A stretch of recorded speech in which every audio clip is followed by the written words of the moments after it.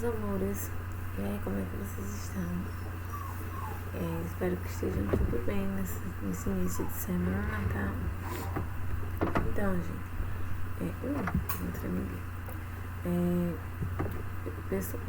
vou dar alguns avisos e depois a gente começa a falar sobre o novo assunto, tá? Como vocês sabem, toda semana a gente trabalha um assunto diferente, né? E hoje não seria diferente. Gente, veja só, o pessoal que ainda não está fazendo as atividades, que ainda não conseguiram concluir, atualizar as atividades, por favor, atualizem e me enviem, que eu preciso saber quem são as pessoas que estão realmente fazendo as atividades, tá bom?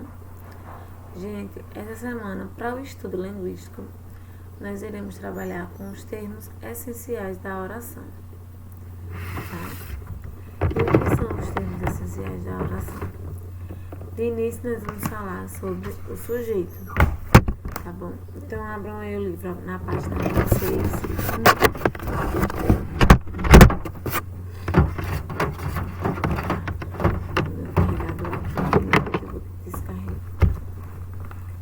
Na página 26.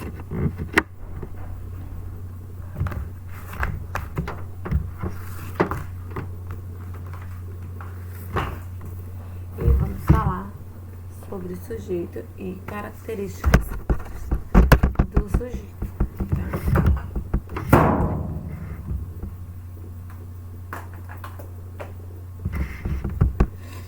Sujeito de quem fala ou de quem está se falando na oração abaixo. Olha, veja. Deixa eu revisar aqui.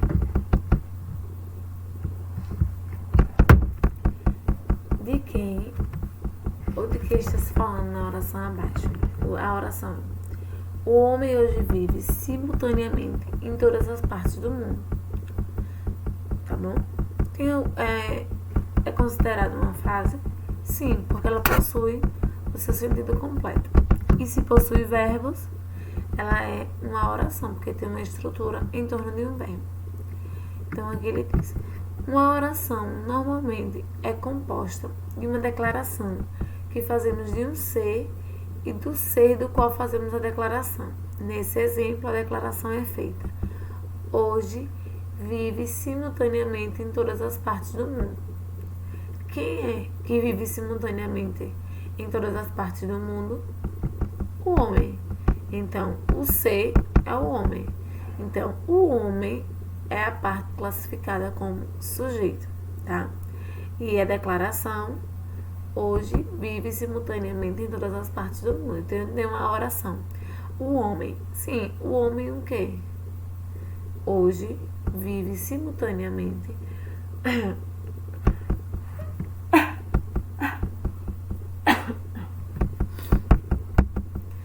hoje vive-se simultaneamente em todas as partes do mundo, tá? Então, esse é o sujeito. Quando você adentra uma oração na qual é composta de uma declaração, ou seja, está classificando algo, e de um ser. Então, o ser dessa oração é o sujeito, tá bom? E as características do sujeito.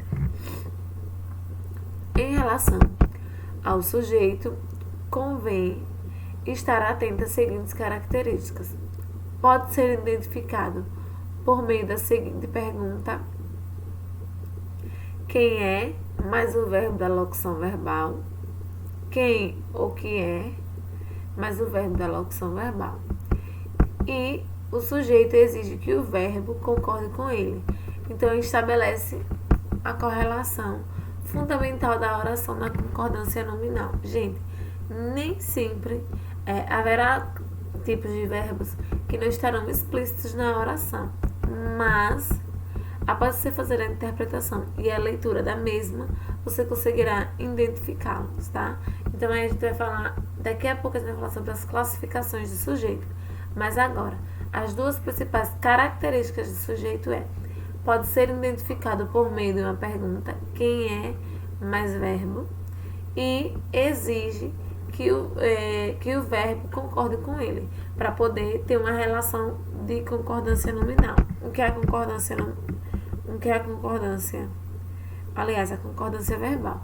E aqui ele fala, o que é a concordância verbal? É quando o verbo concorda com o sujeito em número e pessoa. Exemplo.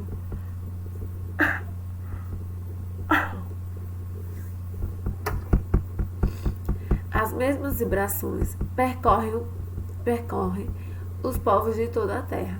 Então, eu tenho as mesmas vibrações percorrem os povos da Terra. Percorrem, verbo, tá? Terceira pessoa do plural. Quem é o sujeito? As mesmas vibrações. Porque o verbo ele tem que concordar com o sujeito que o antecede. Ou que está após a sua representação, tá? Então, aí ele concordou. Ele não poderia dizer que as vibrações correm. Não, percorrem. Tem que concordar o sujeito com o verbo, tá? A classificação do sujeito. Sujeito determinado simples é a primeira classificação do nosso sujeito. E como é que ele se classifica? É quando ele tem apenas um único núcleo, ou seja, uma única palavra principal. Exemplo, então, sujeito simples é como qualquer outra classificação na língua portuguesa, que é simples, que é denominada de simples. É quando ele tem apenas uma única palavra principal. Então, uma atitude tomada a milhares de quilômetros poderá transformar violentamente o nosso plano de vida para o amanhã. Então, quem é o núcleo? Atitude. Por quê? Porque ele é a única palavra que caracteriza-se como principal, como determinada. O que é que acontecerá se for tomada a milhares de quilômetros que poderá transformar violentamente o nosso plano de vida para amanhã? A atitude. Tá? Então, o sujeito ele é simples quando ele apenas é formado por uma única palavra principal.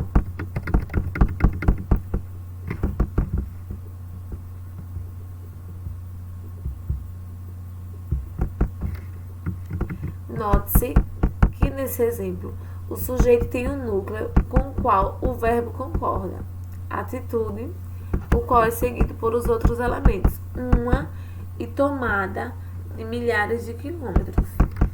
Vamos ver quem é o verbo aqui na... Desculpa, gente. Eu tô meio de alergia. Então, sempre o sujeito simples tem apenas um núcleo que é formado por uma palavra. Já o sujeito determinado composto, ele é classificado em determinado composto, porque normalmente como toda a classificação de que leva o nome de composto é porque ele tem 2 ou mais núcleos. Então, veja só. Exemplo. O rádio, a televisão, o telex são células nervosas desse imenso organismo.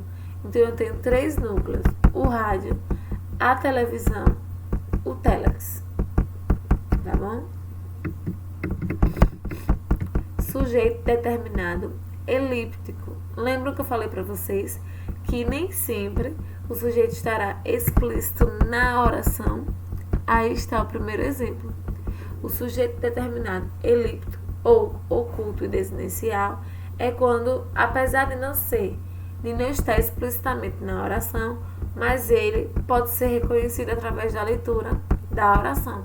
E quem vai reconhecer, o leitor vai conseguir reconhecê-lo através da desinência do verbo ou pelo contexto ou texto em que a oração é empregada. Então ele diz assim: o sujeito determinado elíptico, oculto, desinencial, apesar de não ser explicitamente apresentado na oração, pode ser reconhecido pela desinência do verbo ou pelo texto em que a oração é empregada. E aí ele vai dar o exemplo.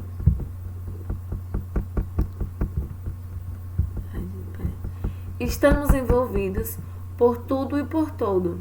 Então, se eu tenho a desinência do verbo estamos, se estamos é quem está? Nós. Nós estamos envolvidos por tudo e por todos. Então, o primeiro sujeito é nós, elíptico, identificável pela desinência mos. Porque se ele usasse está envolvido por tudo e por todos, não seria o sujeito nós, tá bom? Então, como estamos estudando, como ele empregou a desinência verbal estamos, que indica primeira pessoa no plural, então é nós. Eu, tu, ele.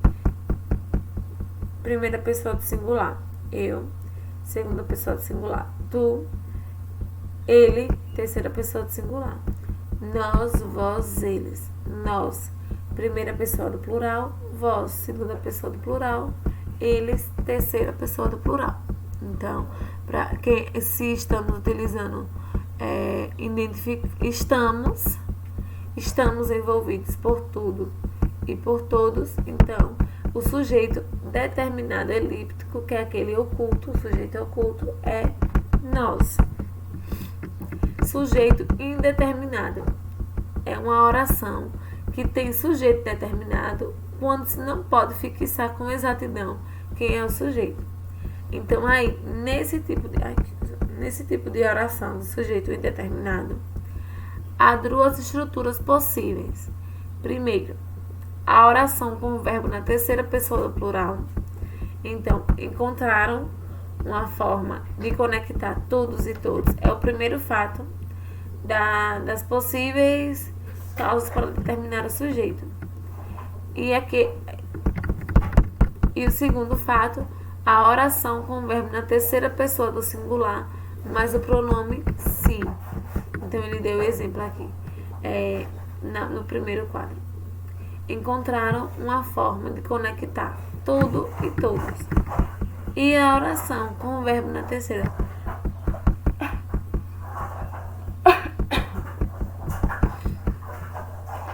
E a oração com o verbo na terceira pessoa utilizando o pronome se, ficou, inovou-se em matéria de informação e não se ouve mais falar em privacidade. Esses são os dois exemplos utilizando o pronome se. Tem um quadro aqui em tempo que ele fala assim: o fato do verbo apresentar-se na terceira pessoa do plural não implica necessariamente que o sujeito seja indeterminado. Às vezes, o verbo está na terceira pessoa do plural, mas o contexto permite identificar seu sujeito. Então, nem sempre, quando o verbo está na terceira pessoa do plural, quer dizer que quando ele se apresentar na terceira pessoa do plural, ele quer dizer que o sujeito é indeterminado. Às vezes, o verbo está na terceira pessoa do plural, mas o contexto permite identificar seu sujeito. Ou seja, a gente tem que parar para fazer a análise se realmente qual é o tipo de sujeito, se é indeterminado, se é elíptico, se é simples ou se é composto, tá? Para poder classificar na sua oração, tá bom?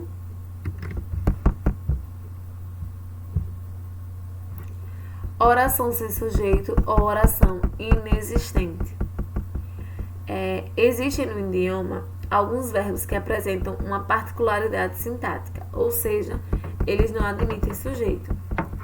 Tais verbos são denominados de impessoais e formam as orações sem sujeito.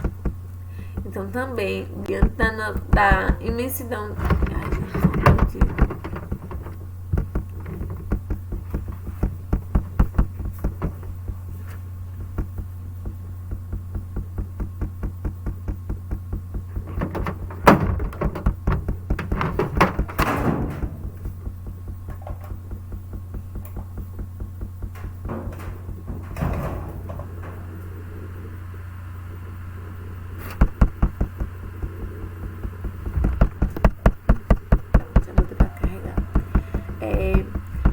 também na nossa imensidão classificatória da língua portuguesa existe oração na qual se sujeito é inexistente, porque os verbos são denominados de impessoais e aí formam as orações sem sujeito.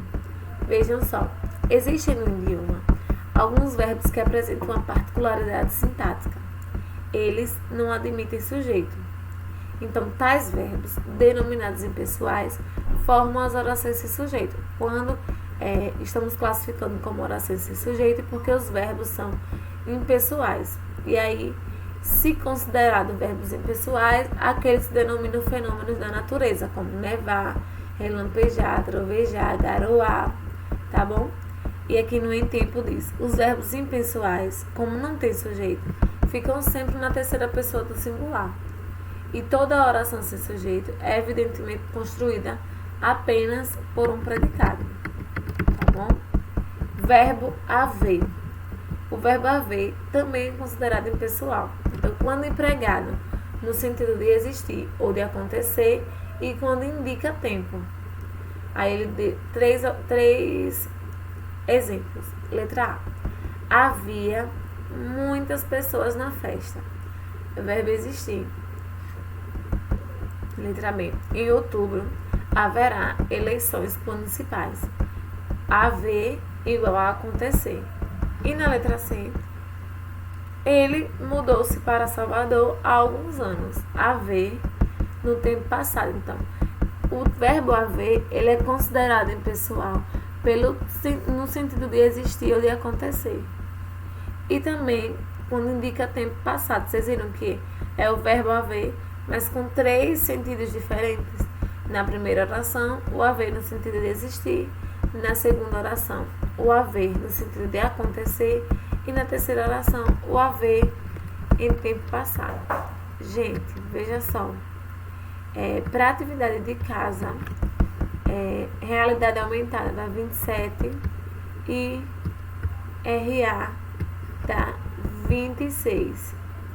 Então, por favor, assistam a RA, vejam o que é que se pede, anotem no caderno, como vocês sempre fazem, e me enviem, por favor, pelo direct, tá? Eu já estou conseguindo resolver toda essa problemática direcionada ao Instagram. Então, eu já estou com o Instagram disponível para tirar dúvidas de vocês. E aí, vocês me enviam todas as informações, tá? Espero que vocês tenham compreendido o conteúdo. Esse é o conteúdo que iremos trabalhar durante a nossa semana, tá? E fazer a resolução de algumas atividades. Beijo, até a nossa próxima aula.